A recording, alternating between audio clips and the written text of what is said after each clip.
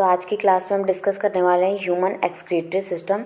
इसमें क्या लिखा है, in human the excretory system consist of a pair of a kidney. यानी ह्यूमन एक्सक्रीटरी सिस्टम में अ पेयर ऑफ किडनी होती है, ठीक है। वन पेयर ऑफ यूरेटर्स होते हैं, यानी ये जो किडनी के साथ ये पाइप लाइक स्ट्रक्चर लगा हुआ, उसे हम क्या कह रहे हैं, यूरेटर कह रहे हैं। ये क्या करता है, इसी से यूरिन पास होता है, यूरिनरी ब्लैडर में जाता है।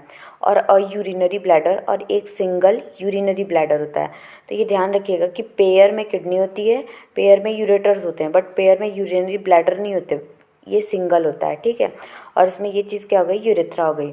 बात करें किडनी के कलर की, तो किडनी का कलर जो होता है वो रेडिश ब्राउन कलर का होता है। Kidney are reddish brown bean shaped structure situated between the level of last thoracic and third lumbar of vertebra। यानी जो किडनी होती है वो इसका कलर क्या है, रेडिश ब्राउन है। शेप कैसा है, तो बीन शेप्ड स्ट्रक्चर होता है। और ये कहाँ पे होती है, तो situated between the level of जो लास्ट थोरैक्सिक होता है एंड थर्ड लंबर, यानी जो रिब्स होती है, 12 पेयर रिब्स होती है, तो उसमें जो लास्ट थोरैसिक होता है और थर्ड लंबर ऑफ वर्टेब्रा में close to the dorsal. Dorsal का मतलब क्या हुआ, पीछे, ठीक है, inner wall of a abdominal cavity. फिर लिखा है each kidney of an adult human measure 10 to 12 centimetre in length.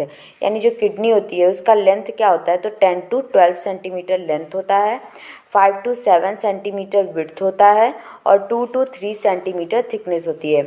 एक बार फिर से देख लेते हैं कितना सेंटीमीटर लेंथ होता है, 10 to 12 सेंटीमीटर लेंथ होता है, 5 to 7 सेंटीमीटर विड्थ होती है, 2 से 3 सेंटीमीटर थिकनेस होती है, with an average weight of 120 to 170 ग्राम। और इसका वेट कितना होता है, तो 120 से लेके 170 ग्राम तक होता है। फिर लिखा है towards the centre of the inner concave surface of the kidney is a नोच कॉल्ड हाइलम। यानी जो ये किडनी है उसके इनर सरफेस अंदर की तरफ एक स्ट्रक्चर बनता है जिसको हम क्या कहते हैं, हाइलम। इसी से क्या होता है, ये यूरेटर जो होता है इसी से निकलता है, ठीक है।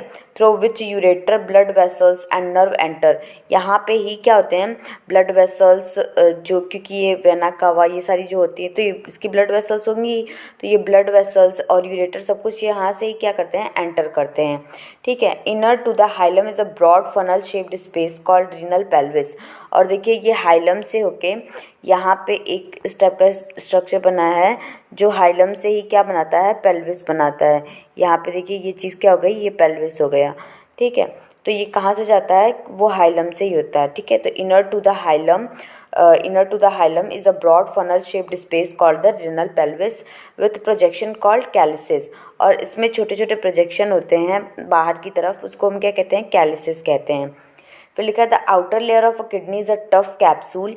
यानी जो किडनी की जो आउटर लेयर होती है, जो ये बाहर लेयर होती है, वो बहुत ही टफ होती है। Inside the kidney there are 2 zone. यानी किडनी के अंदर कितने जोन, 2 जोन पाए जाते हैं। एक ये क्या होता है, बाहर वाले को क्या बोलते हैं, कॉर्टेक्स बोलते हैं, और इनर वाले को क्या बोलते हैं, मेड्यूला बोलते हैं। तो वही चीज़ लिखा है, an outer is a cortex and an inner medulla. The medulla is divided into a few conical masses.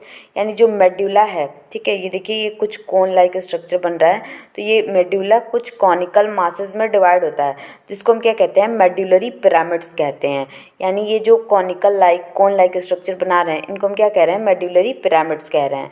फिर लिखा है प्रोजेक्शन इनटू द कैलिसिस। और इसके अंदर जो ये प्रोजेक्शन होता है उसको हम क्या कहते हैं, कैलिसिस कहते हैं। फिर लिखा है the cortex extend between the. अब मेड्यूला की तो बात कर ली, अब बात करते हैं कॉर्टेक्स की। तो the cortex extend in between the medullary pyramid as renal column called columns of a botany.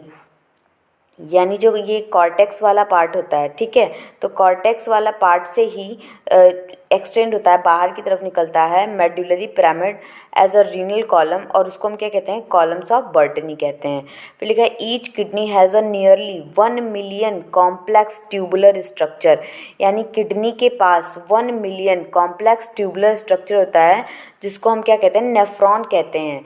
जैसे हमने बताया था सेल में क्या होता है, cell is the structural and functional unit of life. यानी लाइफ की स्ट्रक्चरल और फंक्शनल यूनिट क्या है, सेल है। तो वैसे ही किडनी की स्ट्रक्चरल और फंक्शनल यूनिट क्या है, नेफ्रॉन है, ठीक है। तो इसको कहते हैं structural and functional unit of kidney. देखिए which are the functional unit, ठीक है। यानी जो ये नेफ्रॉन हो गया, ये क्या हो गया, ये फंक्शनल यूनिट हो गया किसका, किडनी का हो गया। ठीक है। और ये कितना होता है, तो ये 1 मिलियन कॉम्प्लेक्स ट्यूबुलर स्ट्रक्चर होता है। फिर लिखा है each nephron has a 2 part. Nephron के कितने पार्ट होते हैं, तो नेफ्रॉन के 2 पार्ट होते हैं। द ग्लोमेरुलस, पहला वाला पार्ट को हम क्या बोलते हैं, ग्लोमेरुलस कहते हैं।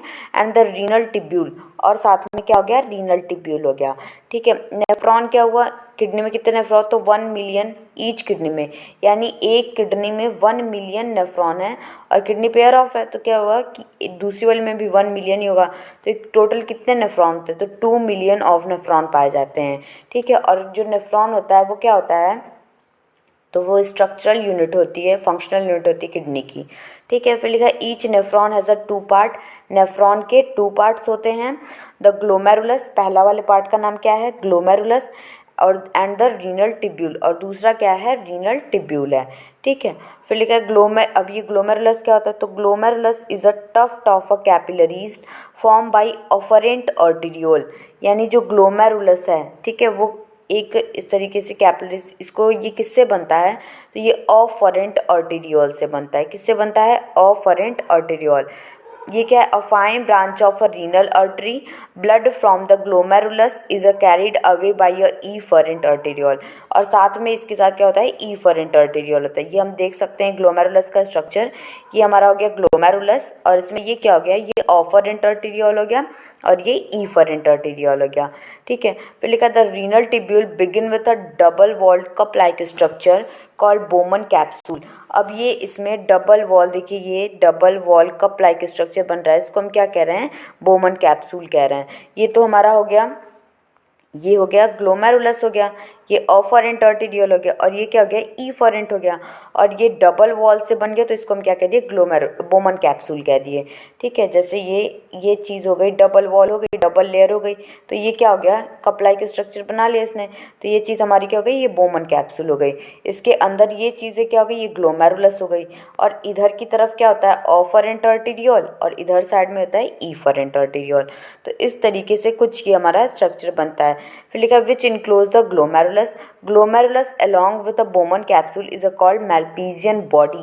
यानी ग्लोमेरुलस और बोमन कैप्सूल दोनों को मिला के हम क्या बोल सकते हैं, तो मेल्पीजियन बॉडी। ठीक है। और कॉकरोच में भी एक्सक्रीटरी ग्लैंड याद है, जो हमने बताया भी था कि एक मेल्पीजियन बॉडी होता है, और ये कॉकरोच की एक्सक्रीटरी ग्लैंड है मेल्पीजियन टिब्यूल। ठीक है। ये मेल्पीजियन टिब्यूल बताया था हमने, ध्यान दीजिएगा, ये दोनों नेम थोड़े बहुत मिलते जुलते हैं एक दूसरे से। तो मेल्पीजियन टिब्यूल, ट्यूब लाइक जो स्ट्रक्चर है वो क्या है, कॉकरोच का एक्सक्रीटरी ग्लैंड है। ठीक है। और लेकिन मेल्पीजियन जो ये बॉडी है वो किस चीज़ से बन रहा है, तो वो ग्लोमेरुलस के साथ साथ बोमन कैप्सूल के साथ, दोनों अगर हम ले लें तो उसे हम क्या बोलेंगे, मेल्पीजियन बॉडी बोलेंगे, या फिर उसको हम रीनल कॉर्पसल्स भी बोलते हैं। नेक्स्ट क्लास में हम पीसीटी और डीसीटी के बारे में डिस्कस करेंगे।